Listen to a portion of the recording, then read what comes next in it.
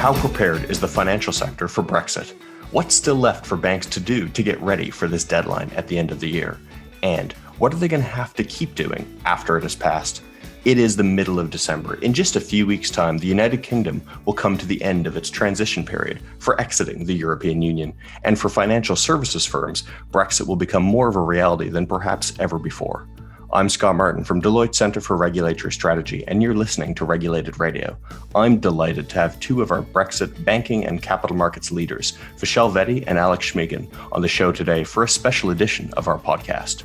We'll be talking about the readiness of banks for the end of the transition period on the 31st of December, the expectations that regulators have for them during this period, and how we think they can take the long view for their business and make the best of this situation. The next few weeks will be critical for the banking and capital markets industry in the UK and the EU, and this is our chance to talk about just why we think that is. This is Regulated Radio.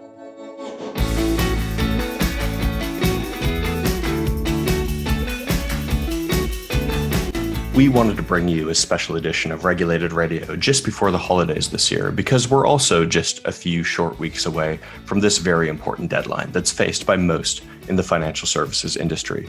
Now, at the time of recording, some things are still uncertain about the future relationship between the UK and the EU. But for the banking sector and other financial services firms, it's already clear that the regulatory and market access environment they will face between these two jurisdictions is going to change in an undeniably important way. Now, as mentioned at the top, I'm delighted to have Vishal Vedi on the show with us today. Vishal is Deloitte's banking and capital markets leader in the UK, and he's been advising some of the world's most significant banks on their preparedness for Brexit and what comes next. Vishal, welcome to the podcast. Thanks, Scott. Delighted to be here. So, Vishal, from the 1st of January 2021, the UK is going to reach the end of the transition period for exiting the European Union. I'm wondering, what in practice is this going to change for banks on this day? I think the first and foremost thing to note is that from that point onwards, from the 1st of January, banks will no longer be able to directly transact with EEA-based clients, customers, corporates in the way that they've been doing over the last many years. What that then means is that they need to consider what they need to do in order to allow them to continue to be able to transact with those clients. Saying that most of the major financial institutions that operate out of London have spent the last 3 years or so, 3 or 4 years, preparing for this eventuality, and have, for the most part, either established new legal entities or have expanded existing legal entities to allow them to carry on doing that business with their EU clients. So that's the biggest factor, that at the moment, today, they will have those EU entities in place. They'll still have their UK entities, but the UK entities will still be doing significant transactions with EU customers. From the 1st of January, that's no longer possible. And all of that flow needs to pass through the EU entities that have been either put in place or expanded.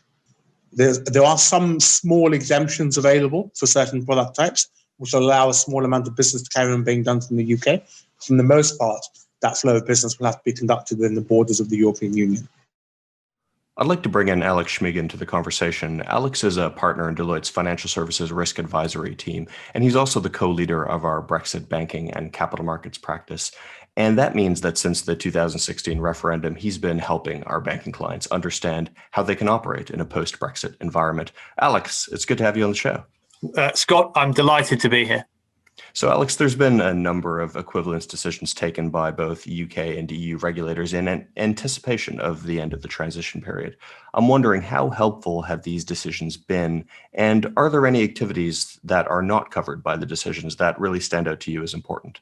So, Scott, the main equivalence decision that has been taken on the EU side to date has been to provide temporary equivalence to UK central counterparties for 18 months.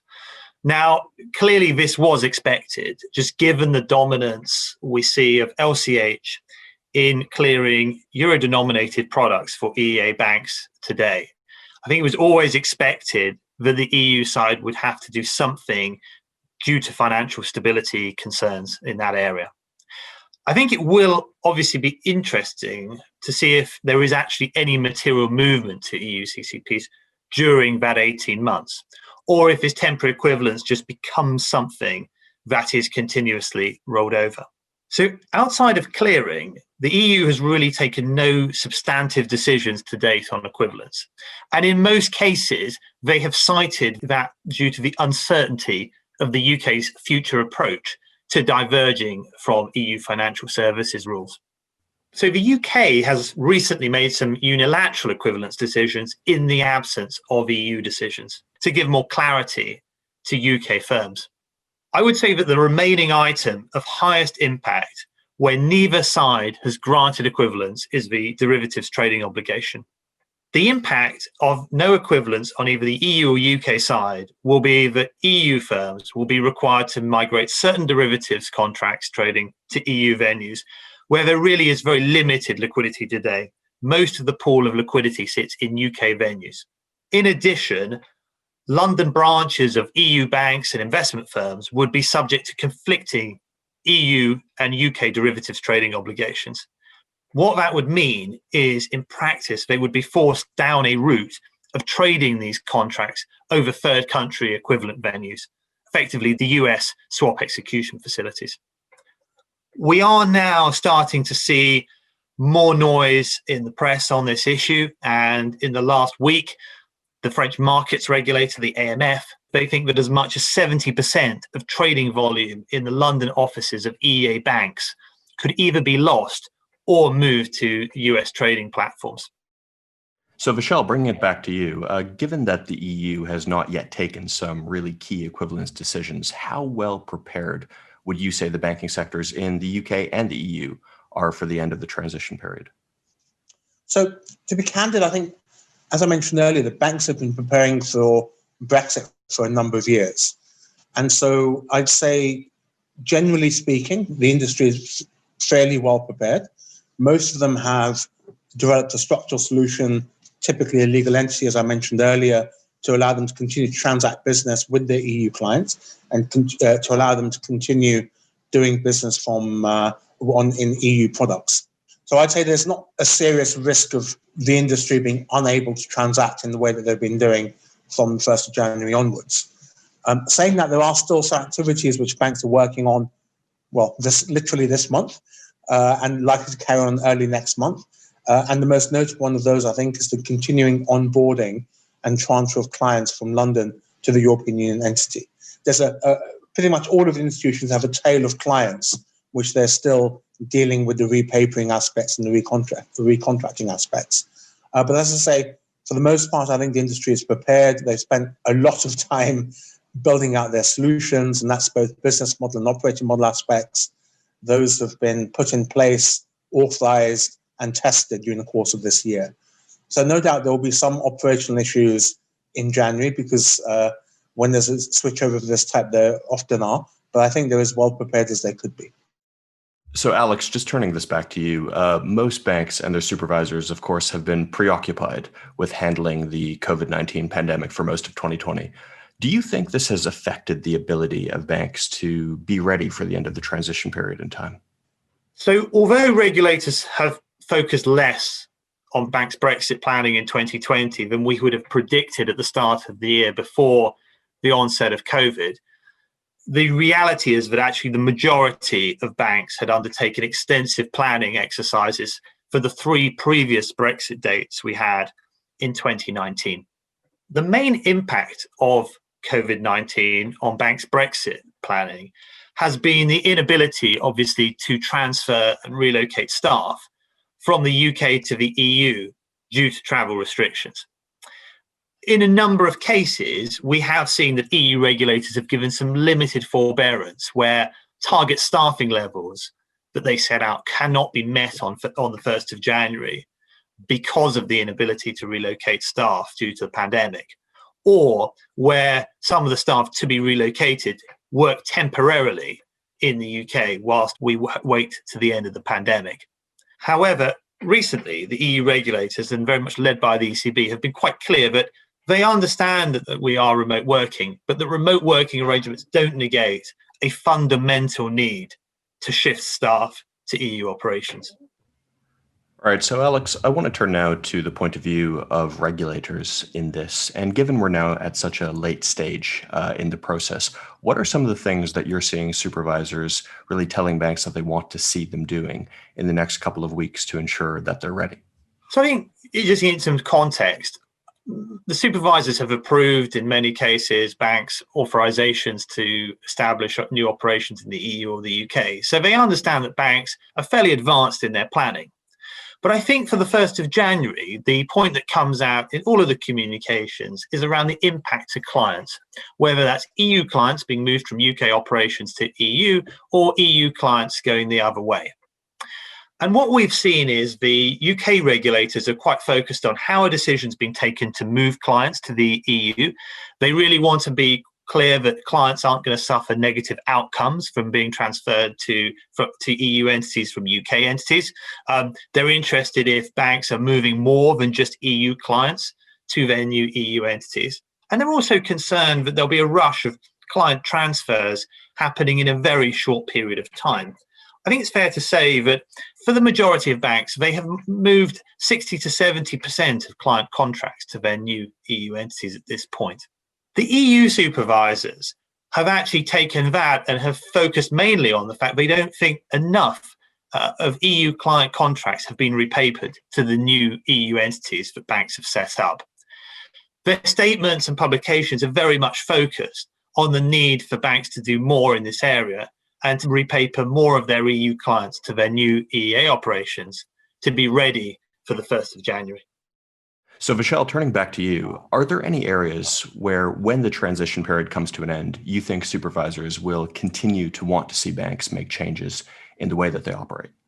Absolutely. I think supervisors will continue to expect to see change post 1st of January. Interestingly, in a recent statement, the ECB noted that the movement of staff and assets that's taken place so far was very much a first step. So there's a clear indication from the ECB that it's expecting to see more. So if I start from the kind of ECB perspective, I think what's being put in place at the moment within the industry, we commonly refer them to was a day one solution and a day two solution. For a large number of entities, day two was the 31st of December this year. And the expectation that was set and agreed with the ECB on a institution by institution basis was that by day two, or on day two, there would be a substantive amount of business passed through the EU entity. There would be a level of risk management within the taking place within the entity. So you can't rely upon a 100% back-to-back model to London or indeed elsewhere.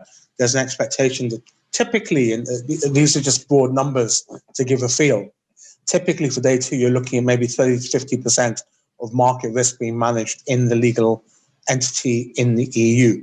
And of course, then to do that, there's an expectation around numbers of staff, the kind of experience and skill set of those staff. So you would need risk management, traders, controls, proper governance in place, and so on. I think then after we actually leave the European Union, you would then anticipate that the European regulators would become more and more focused on the degree or the extent to which the EU entity is genuinely standalone. And I've already mentioned the risk management aspects, where I think the demands or the expectations, I should say, would only increase.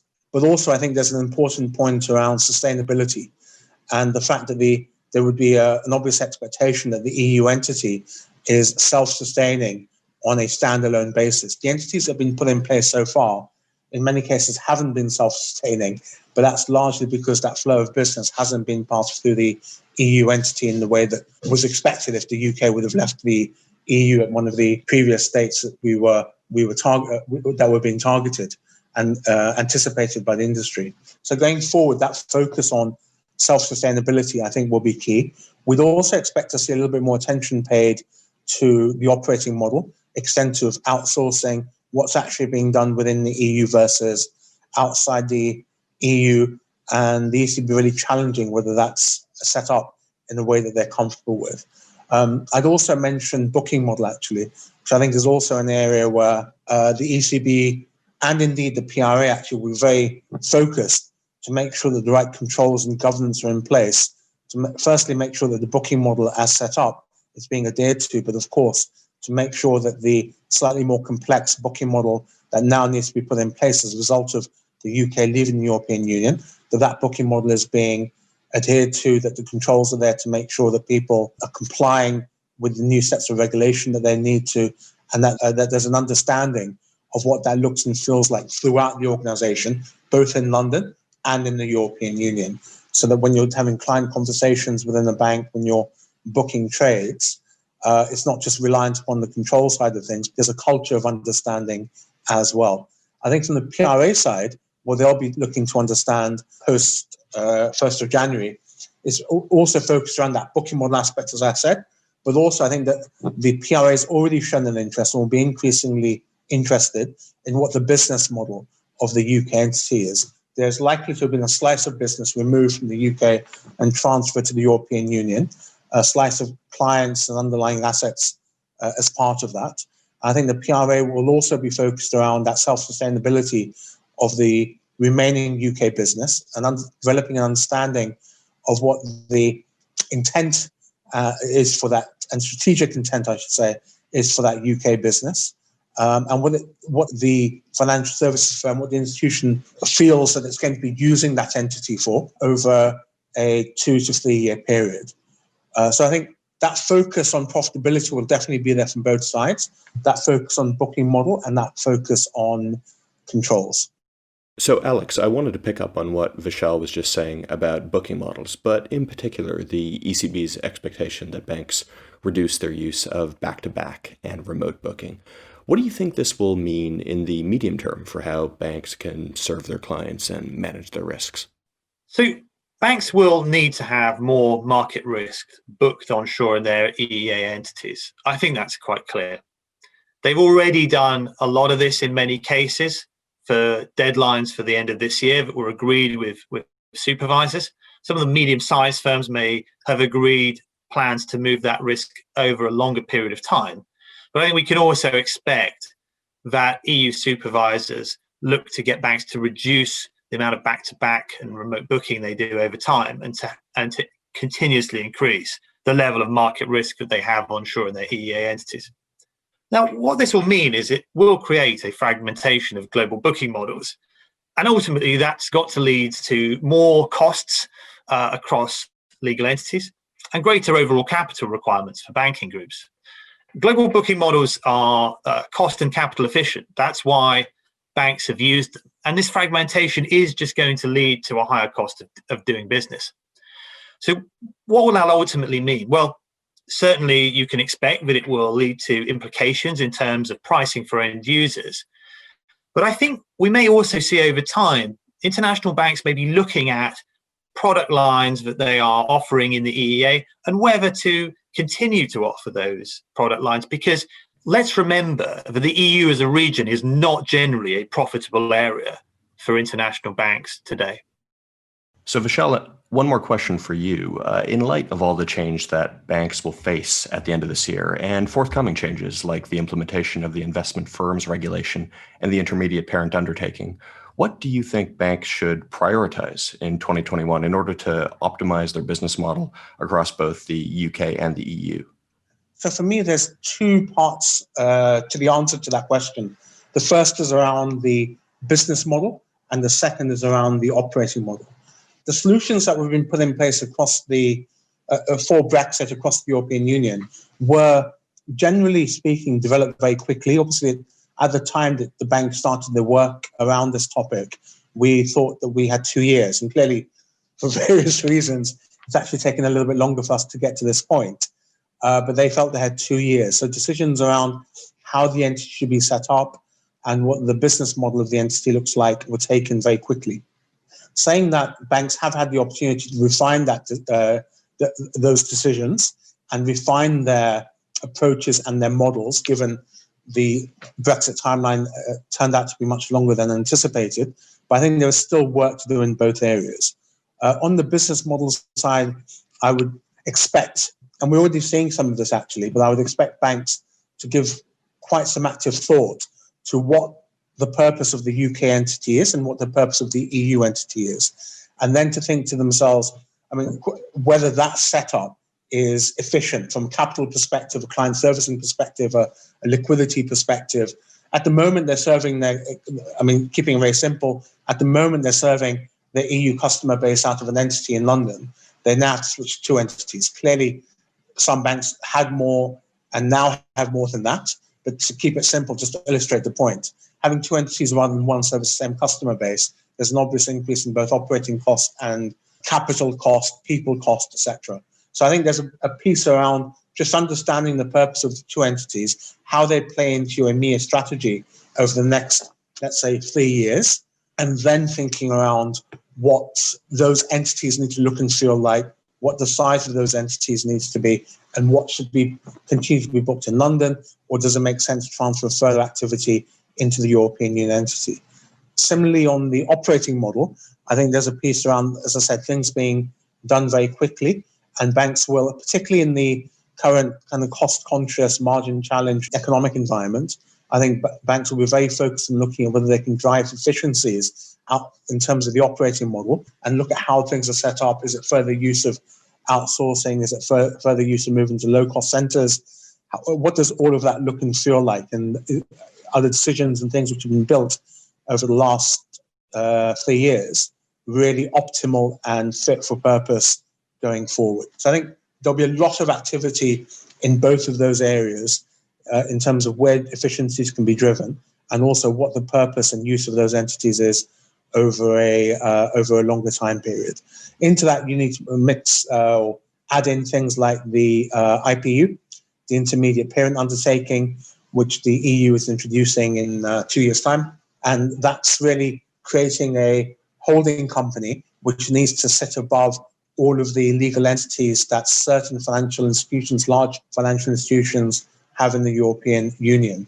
And so what you'd expect is that banks will be looking at all of that and then coming up with an optimal solution. I'd be remiss, however, if I didn't mention some of the factors which are outside the bank's control. In particular, I think the decision-making around what the UK entity is for and what the EU entity is for and what the optimal business model looks like will, of course, be influenced by how capital markets in the European Union develop. Listeners will be aware that there's been a kind of a refresh of the capital markets union strategy and approach by the European Union that took place earlier this year.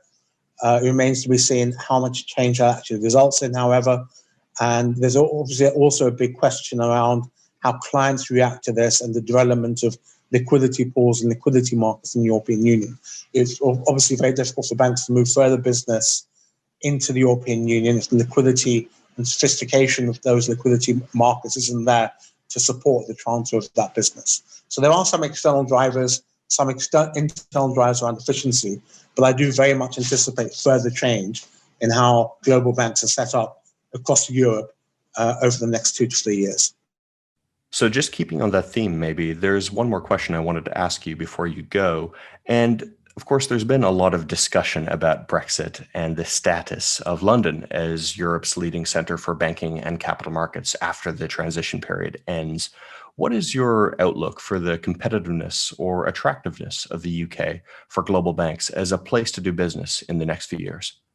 I think, firstly, an important point to note is that despite Brexit and all the things that we've spoken about, London does remain an attractive place to do business.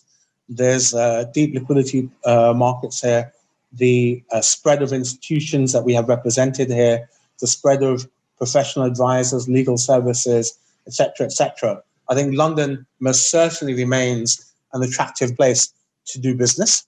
I think that has been affected by Brexit, but I don't think that's been fundamentally changed. The more pertinent point, I suppose, is the extent to which London can maintain that attractiveness. And a lot of that is still very fluid, lots of unknowns, not least of which as again, listeners will be aware, the UK recently issued a number of consultative papers around what the future UK regulatory framework and regime would look and feel like. I think there's a lot of work to be done to flesh all of that out.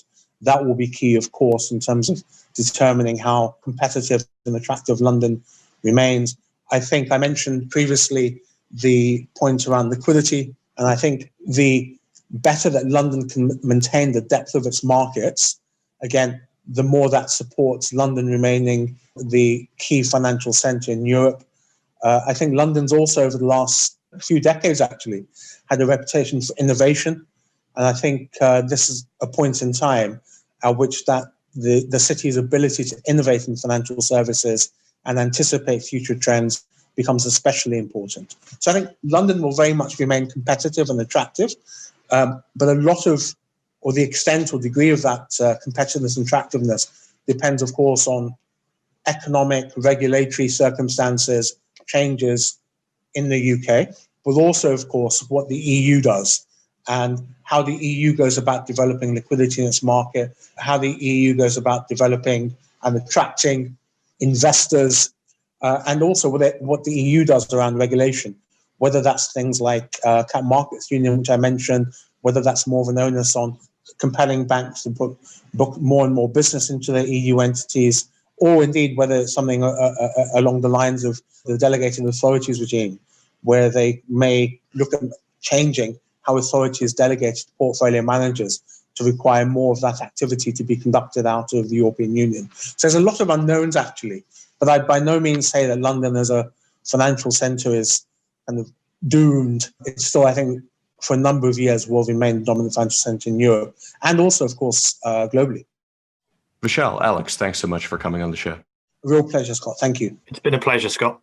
And there it is, a really interesting point of view from two of our leading experts on what Brexit will mean for the financial sector.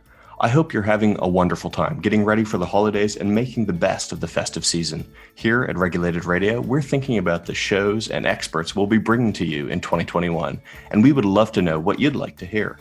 If you want to chip in, just give us a shout at regulatedradio@deloitte.co.uk and look out for our next episode in January on our outlook for financial services policy in the year that will be 2021. And remember, if you like the show, hit the subscribe button to ensure you receive notifications about our next episodes. And if you're already subscribed, you can give us a review on wherever you get your podcasts.